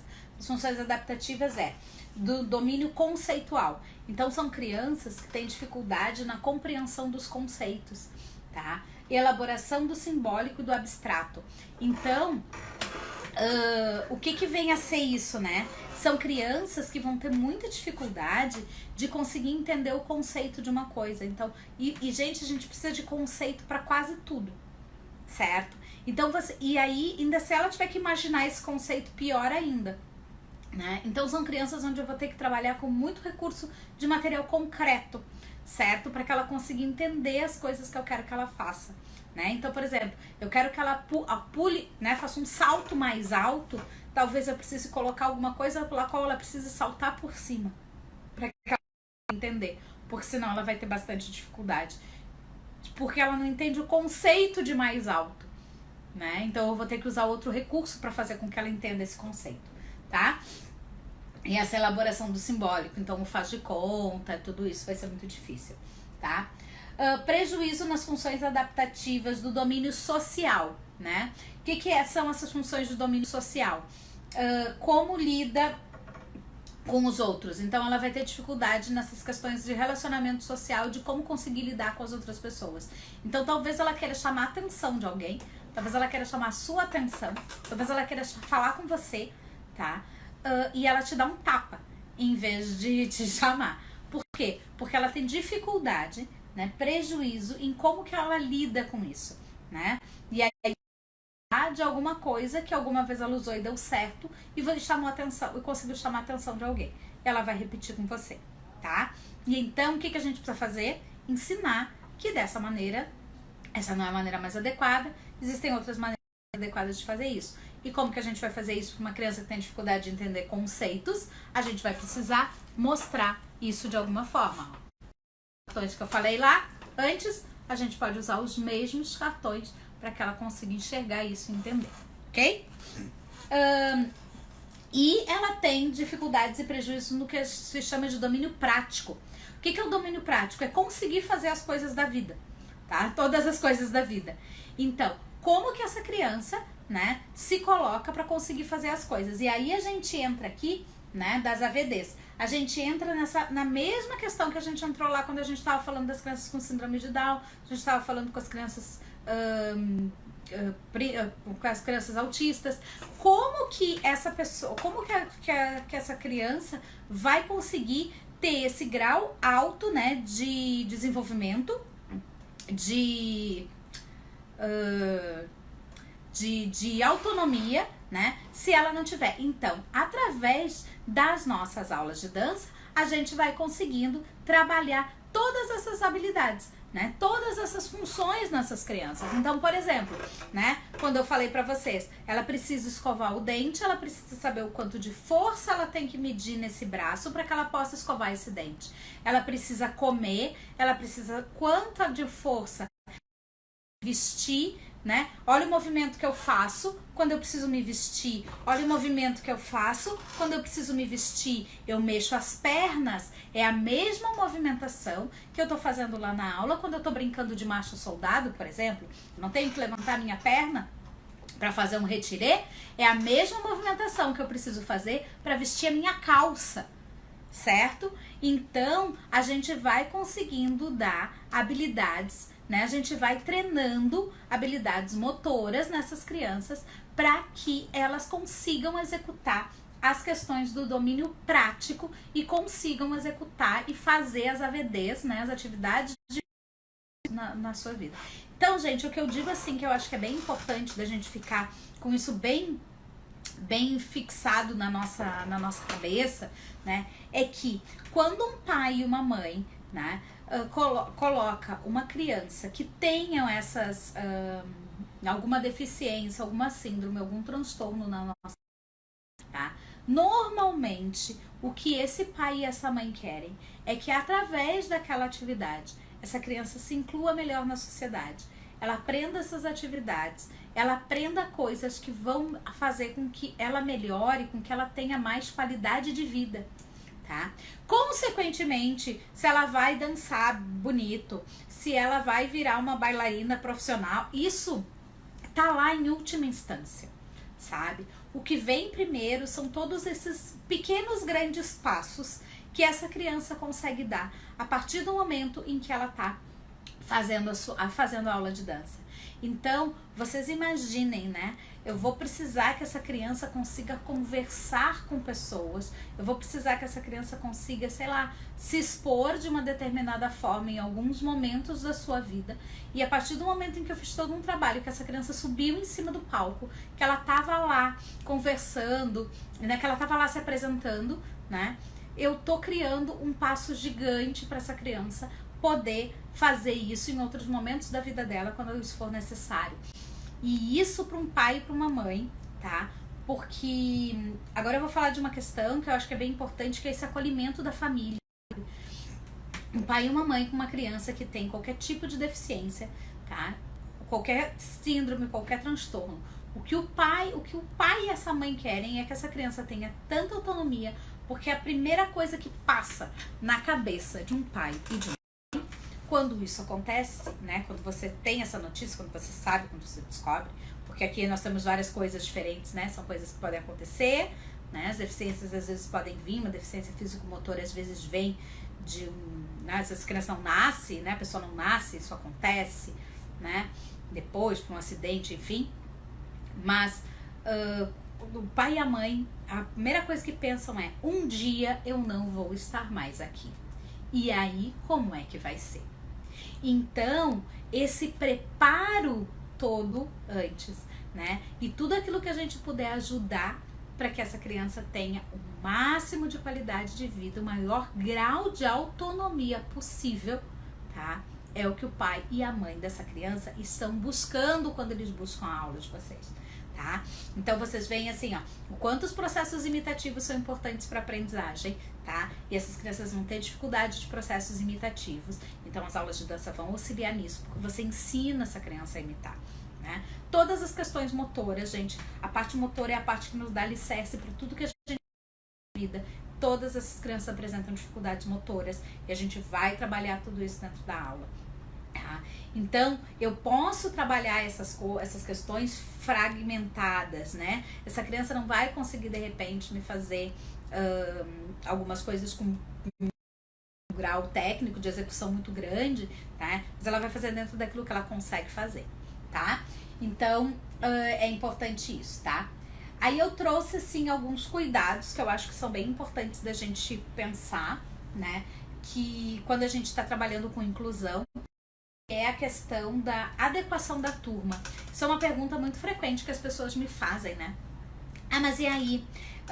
Eu recebi uma criança com, sei lá, com síndrome de Down ou autista, ou enfim, deficiência intelectual, e ela tem 10 anos. Em que turma eu boto? Né? Vem bastante essa pergunta, é uma pergunta muito comum. É uma pergunta que lá a escola regular me faz também. E eu digo pra vocês: gente, eu não posso pegar a criança que tem 10 anos e colocar ela na turma das crianças que tem 2, gente. Mesmo com todas essas dificuldades.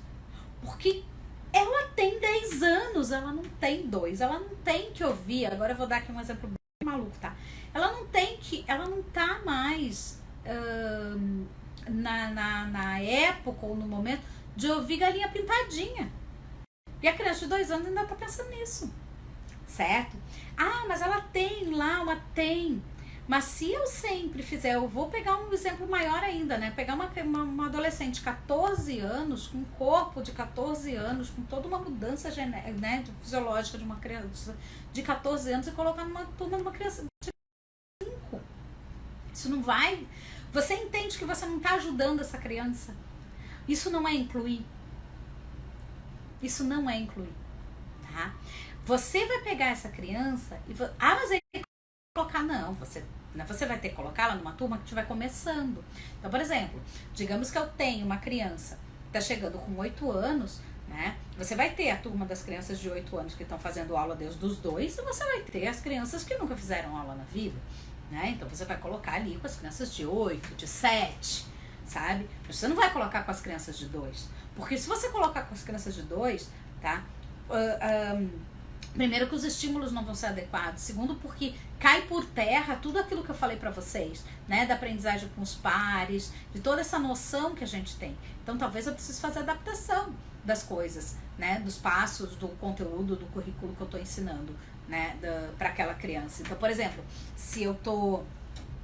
Todas elas já estão girando pirueta e ela aqui não vai conseguir ainda por uma questão motora que não rola, então enquanto eu tô fazendo exercício de pirueta, ela pode fazer só exercício de cabeça de giro com o pezinho no chão, né? Todo mundo já tá fazendo piquetour, dedã na diagonal, ela ainda não consegue, né, ficar com equilíbrio num só, então talvez eu possa fazer uma adaptação aqui e ela possa fazer só um susteni, né, porque é susteni na diagonal.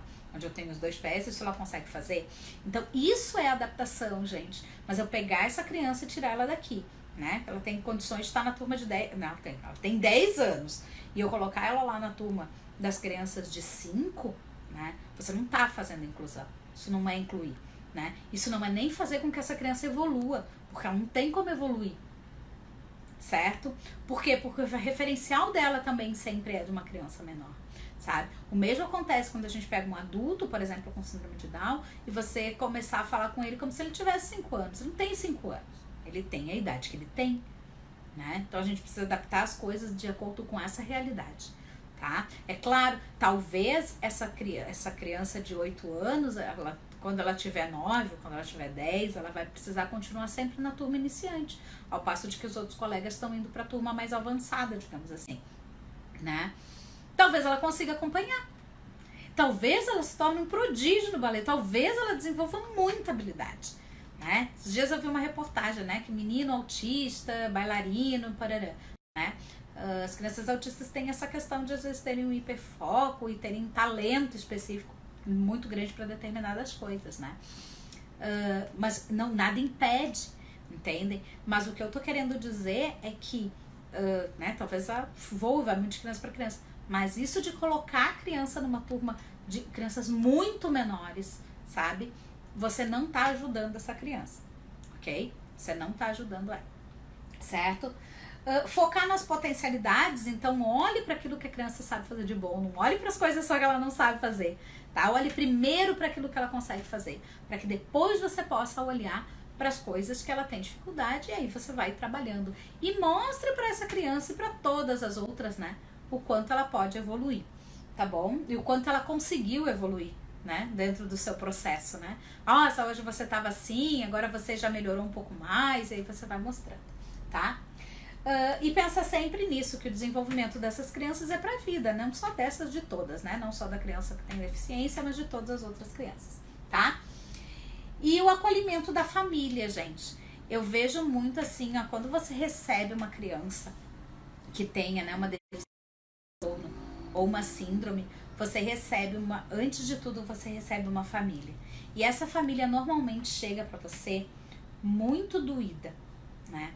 Às vezes ela já chega bem forte porque ela já passou por muita coisa. Mas normalmente são famílias que chegam assim, acolha essa família, receba essa família bem, sabe? Porque às vezes essa família já passou por tanta coisa, né? A gente infelizmente hoje ainda não tem uma sociedade assim, né? Estamos nós aqui para poder criar uma sociedade realmente inclusiva. Mas a gente ainda não tem, ainda existe muito preconceito, né? E às vezes é uma família que vem batalhando por muitas coisas antes, que vem passando por muitas coisas. Então, se você tiver como, né, acolha mesmo essa família, né? Entenda, mostre que você realmente está disposto a fazer uma inclusão daquele aluno, né? De que você realmente está preocupado com que ela evolua, né? Com que a criança evolua, em ajudar em tudo isso. E olha só quanta coisa que eu trouxe aqui hoje pra vocês, que quando às vezes a gente fala pras mães, né? Às vezes eu converso com as mães, nem as mães sabem, né? De todas essas coisas, né? Que a gente consegue trabalhar ali pra ajudar essas crianças, tá bom? E aí, pra encerrar, eu queria trazer aqui pra vocês, vou até colocar aqui no quadro, não sei se vocês enxergam, mas é uma imagem, então talvez vocês consigam enxergar. Olha só, aqui, tá? Eu trouxe essa frase, eu gosto bastante, acho que vocês não enxergam daí, mas é uma tirinha aqui do Maurício de Souza, tá? Da Turma da Mônica, onde ele coloca, né, a frase é a seguinte, né? Se ensinarmos as crianças a aceitarem a diversidade como algo normal, não será necessário falar de inclusão e sim de convivência, né? Então, que a gente consiga ajudar um pouco, né, a fazer isso. Eu acho que aquilo que eu falei lá no começo da aula, né, o conhecimento é o primeiro passo para que a gente consiga realmente compreender, aceitar e aí aos pouquinhos saber como lidar e como trabalhar realmente uma aula inclusiva, onde eu consiga fazer com que todos os meus alunos, né, estejam juntos, né? E aprendam a se respeitar nas suas semelhanças, né? E nas suas diferenças, certo? E hoje a gente abordou, né, esses temas. Farei ainda aí, sei que não falei de outras deficiências, tem bastante gente que trabalha com outras deficiências, deficiência físico-motora, né, dos cadeirantes, deficiência visual, deficiência auditiva, tá? Quem sabe a gente faz aí um outro dia também para falar sobre essas deficiências, né? Deficiência motora, gente, dá para fazer muita coisa, são pessoas que, né, tipo, surpreendem muito, né? E todas elas, na verdade, né? Então, assim, gente, que a gente possa, né, ajudar aí, conhecer, né? Mas o importante é a gente conhecer, porque às vezes a gente não conhece, a gente não sabe nem de onde vem, a gente não sabe nem como vem. A gente recebe aquela criança e diz, meu Deus, e agora, o que é que eu faço? Né? E às vezes a gente vem com um monte desses preconceitos que eu falei pra vocês, né? Então, é importante, o primeiro passo pra tudo é conhecimento. Tá bom?